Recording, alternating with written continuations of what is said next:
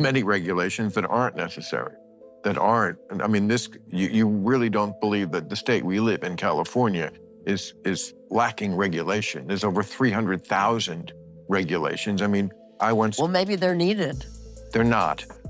When I tried to put in a garage door, I had to have 3 inspections. There should have been none.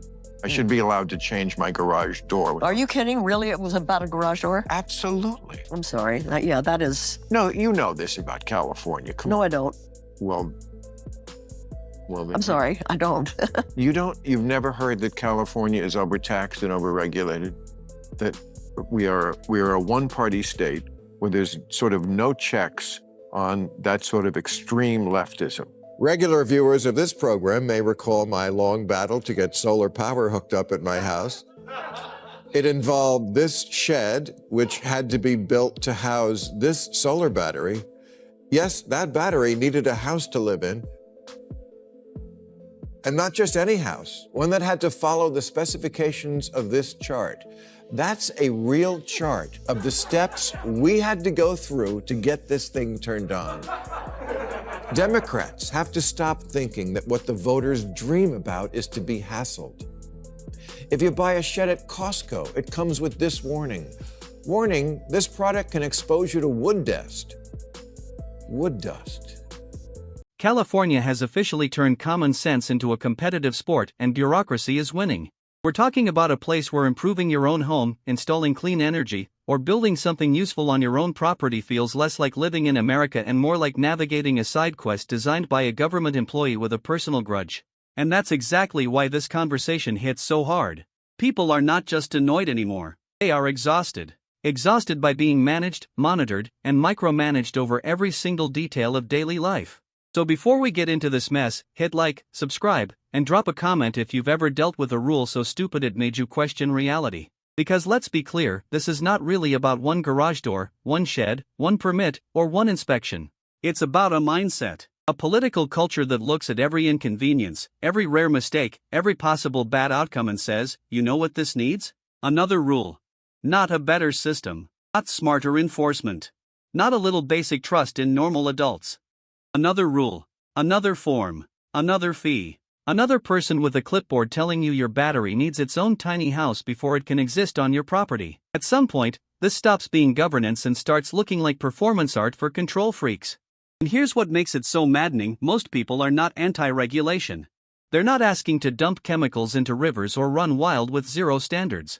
Nobody serious is saying all regulation is bad. The real issue is when the people in charge lose the plot entirely and start acting like every single problem in human life can be solved by making ordinary people jump through one more hoop. That is the disease. Not regulation itself. Regulation addiction. California just passed a law requiring large retailers to have a non-gendered toy section. A non-gendered toy section? Isn't Ken enough?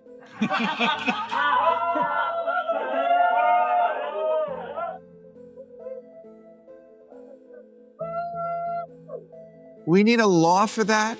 You have to inject yourselves into everything, from where you can throw a frisbee to who can braid hair? This is why so many people, by the way, were triggered by COVID policies. They were already sick of rules.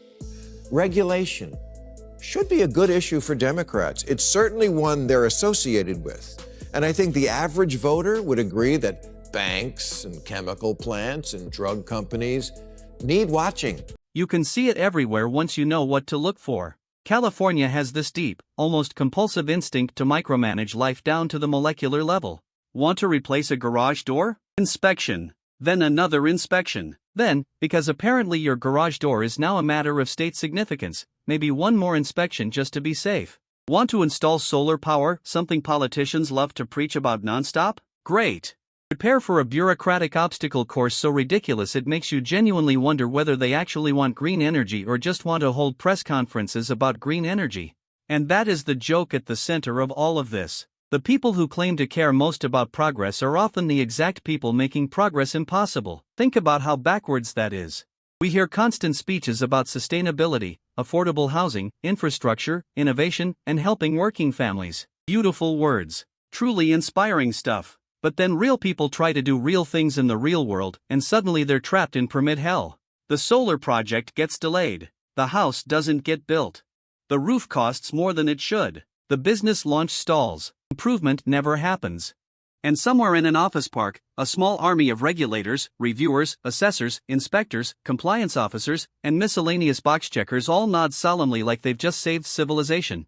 Meanwhile, normal people are just trying to live their lives. Regular viewers of this program may recall my long battle to get solar power hooked up at my house. It involved this shed, which had to be built to house this solar battery. Yes, that battery needed a house to live in. And not just any house, one that had to follow the specifications of this chart. That's a real chart of the steps we had to go through to get this thing turned on. Democrats have to stop thinking that what the voters dream about is to be hassled. If you buy a shed at Costco, it comes with this warning. Warning, this product can expose you to wood dust. Wood dust. And then there's the shed. And honestly, the shed says everything. A pre-made shed already built, already assembled, comes with a warning about wood dust. Really? At some point these warnings stop protecting anyone and start turning the entire regulatory culture into a parody of itself. Because when everything carries a danger label, nothing feels serious anymore. When every single product comes wrapped in a mini apocalypse warning, people stop reading them entirely. You are not increasing awareness. You are flooding the zone with noise until actual risk gets completely buried under theatrical nonsense. And that's not a small problem. That's a fundamental failure of the entire system. Kidding, which is known to the state of California to cause cancer. That's right, California thinks you're going to snort your shed.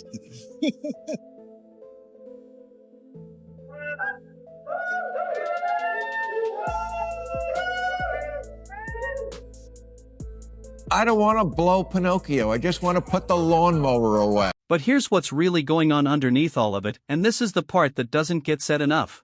A lot of this doesn't even feel designed for practical outcomes anymore. It feels designed to make somebody somewhere feel morally superior. Like if enough labels get printed, enough guidelines get posted, enough mandatory features get installed, then we can all collectively pretend that bad things will never happen again. But life does not work like that. Human beings do not work like that. And deep down, everyone knows it. The rules multiply, the outcomes don't improve, and the people buried under the paperwork are left wondering who exactly this system is actually serving. Telling a company, you can't dump the waste from your hog farm straight into the water supply. We're mostly all for that. But Democrats have become a parody of themselves, just making rules to make rules because it makes you feel like you're a better person.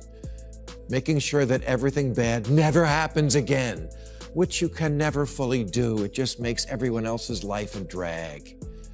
The Biden infrastructure bill has a provision that requires all new cars to install an alert system that goes off when you leave a baby in the back seat, which is something done only by crackheads and people who sadly, yes, do it on purpose. And after every one of us winds up bearing the cost for cars to install this alarm, you know who's going to ignore it?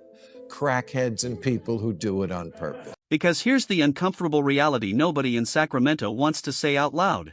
You cannot regulate your way to a world where nobody is careless, nobody makes mistakes, and nothing ever goes wrong. That fantasy, that perfect, frictionless, government-approved fantasy, is exactly what creates this bloated monster. Take the push for car features designed to idiot-proof every possible bad decision. On paper, some of that sounds compassionate. It sounds caring. But there's a point where the logic goes completely off the rails. If one person does something terrible or negligent, suddenly millions of people are forced to pay more, deal with more alerts, more interruptions, more systems, more friction for the rest of their lives. That is not smart policy. That is collective punishment dressed up as innovation. It's also not safe to drive when you're crying.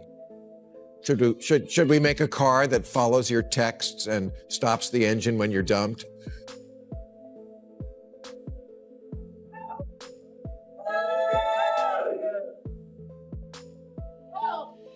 Racism is bad. How about a car that won't start unless you play a message about tolerance from George Takei?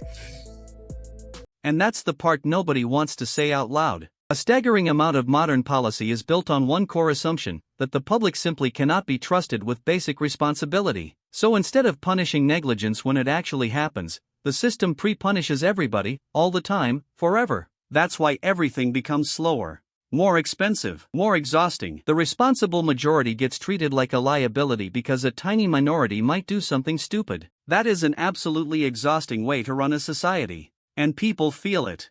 They feel it when they try to remodel a home and the permit fees alone make them want to scream. They feel it when a simple improvement turns into months of delays. They feel it when starting any project means not just paying for the actual work, but paying for the privilege of begging the government for permission to do the work. They feel it when every single step forward comes with a bureaucratic ankle weight attached. That feeling is not paranoia, it is reality. Censor light is not going to fix this problem, and Democrats no longer possess the common sense to understand that not every problem in the world can be fixed with a regulation. But don't tell that to the advocacy groups who also want every future car in America to only start when the driver blows into a breathalyzer. Oh, great, my other car is a Karen. And this is where the political class gets it completely, fundamentally wrong. Voters do not wake up dreaming of being hassled. They do not fantasize about longer approval timelines. Nobody thinks, you know what would genuinely improve my life? Another office to call. Another inspection to schedule. Another binder full of compliance standards. Nobody claps when a straightforward process gets turned into a soul-draining maze. And yet that is exactly what keeps happening, especially in places where one-party rule gets so comfortable it stops checking itself. When there's no serious pushback, regulation stops being a tool and becomes a culture. It becomes a reflex, the automatic answer to every problem. More law, more oversight, more intervention, more process. Never mind whether the last 10 layers of rules actually solved anything, just keep stacking. It's the vast network of regulators, administrators, inspectors, contract reviewers, project managers, fee assessors, special commissioners, zoning officers, and consultants whose jobs seem to be to make sure nothing ever happens and then charge you for it. The people who answer the phone, "Permit office, how may I hinder you?" But here's where it gets truly absurd, and this is the part that should make everyone stop and think. Sometimes the rules don't even stop the thing they were supposedly created to stop. That is the kicker. The burden is real. The inconvenience is real. The added cost is real. The promised outcomes? Not always. Because slapping a new mandate onto a broken system does not magically make that system competent. If existing laws aren't being enforced properly, adding new ones doesn't fix enforcement, it just creates clutter. It creates loopholes, contradictions, delays, and confusion. And it creates plenty of opportunities for the well-connected to navigate the system smoothly while regular people get completely crushed by it. The rules multiply. The problems remain. And somehow, nobody in charge seems to notice the pattern. Last year, Wyoming began construction on the largest wind farm in North America that will power 2 million homes in Arizona, Nevada, and California. And to think it only took 18 years. Not to build it, to approve it. 18 backlogged, knuckle-dragging, pencil-pushing, thumb-twaddling, ball-scratching years to finally get to yes. When they started doing the paperwork, Leonardo DiCaprio's girlfriend wasn't even born. That's why this issue cuts so much deeper than a few jokes about sheds and batteries. It's not just funny because some of these rules are ridiculous. It's serious because overregulation changes the entire texture of everyday life. It makes initiative feel risky.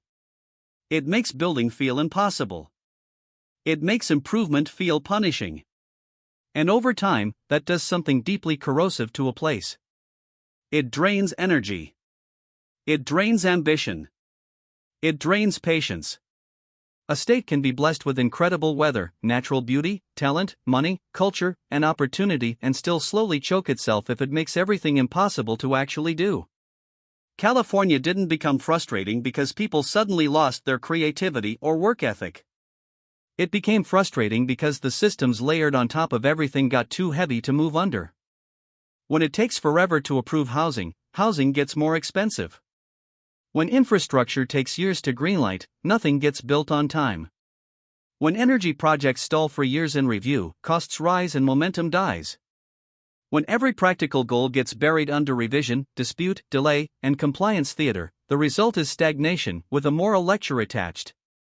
And people are completely done pretending that's normal. That's why the sarcasm lands. That's why the jokes work. Because humor is what happens when reality becomes too ridiculous to describe with a straight face. A battery needing its own house. A shed treated like a chemical weapon. A garage door upgrade requiring a mini government summit. If you'd written this into a sitcom 10 years ago, people would have said it was too exaggerated. Now it just sounds like Tuesday. Any regulations that aren't necessary, that aren't, and I mean, you really don't believe that the state we live in, California, is lacking regulation. There's over 300,000 regulations. I mean, Well, maybe they're needed. They're not. When I tried to put in a garage door, I had to have 3 inspections. There should have been none. I should be allowed to change my garage door. Are you kidding? Really? It was about a garage door? Absolutely. I'm sorry. Yeah, that is. No, you know this about California. Come No, on. I don't. Well, I'm sorry. I don't. you've never heard that California is overtaxed and overregulated? That we are a one-party state where there's sort of no checks on that sort of extreme leftism. And here's the uncomfortable truth that Democrats, especially the kind who think every criticism of bureaucracy is secretly a radical anti-government rant, really need to sit with. This issue should actually belong to them. Sensible regulation should be their home turf. Smart consumer protections, safe workplaces, honest standards, most people can genuinely get behind that. But the moment the brand shifts from reasonable guardrails to we regulate first and ask questions never, you lose the middle. You lose the normal person. You lose the homeowner, the worker, the builder, the small business owner, the family just trying to improve their property without hiring a lobbyist. And once you lose that person, you're in serious trouble. Because that person doesn't care about ideological buzzwords. That person cares that a simple project now costs twice as much and takes 4 times as long. That person cares that the government seems strangely committed to making practical life harder. They don't hate all rules. They just hate being buried alive under dumb ones. And that distinction matters enormously. People can tolerate rules when the rules actually make sense. What they cannot tolerate forever is a system that treats them like children, wastes their time, empties their wallet, and then acts offended when they dare to complain. That's when frustration turns into backlash. That's when trust collapses. That's when voters start looking at the entire machine and thinking maybe the problem isn't one bad policy here or there. Maybe the problem is that the machine no longer knows when to stop. Because a government that never stops adding friction eventually becomes the friction. Viewers of this program may recall my long battle to get solar power hooked up at my house. It involved this shed, which had to be built to house this solar battery. Yes, that battery needed a house to live in. And not just any house, one that had to follow the specifications of this chart.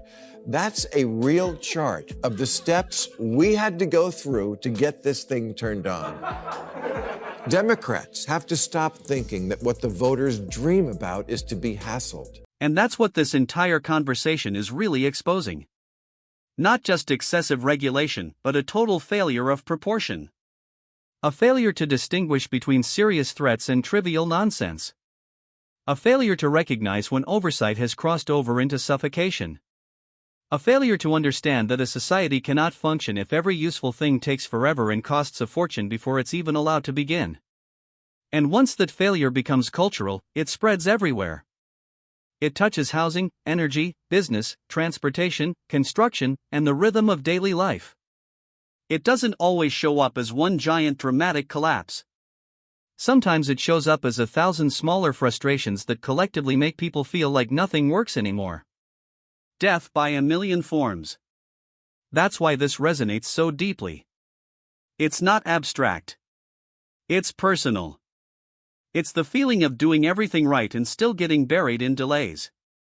It's the feeling of watching obvious common sense get crushed under technicalities, warnings, committees, and endless procedural noise. At some point, people stop asking for perfection. They just want sanity back. They want a government that can tell the difference between real danger and bureaucratic cosplay. They want rules that solve actual problems instead of manufacturing new ones. They want systems that encourage building, fixing, improving, and moving forward instead of turning every normal action into a test of endurance. Rules are supposed to serve people. People are not supposed to serve the rules. That's the line California keeps blurring. And that's why the backlash keeps getting louder. So yes, laugh at the absurdity. Laugh at the wood dust panic. Laugh at the endless inspections and the idea that every object in your life needs a warning label and every project needs 12 signatures. But also pay attention. Because underneath the jokes is a serious point. When a government becomes obsessed with controlling every tiny possibility, it can end up strangling the very progress it claims to champion. That's the trap. That's the contradiction. And that's exactly why more people are finally calling it out. If this breakdown hit home, drop your thoughts in the comments. What's the dumbest regulation or permit nightmare you've ever dealt with?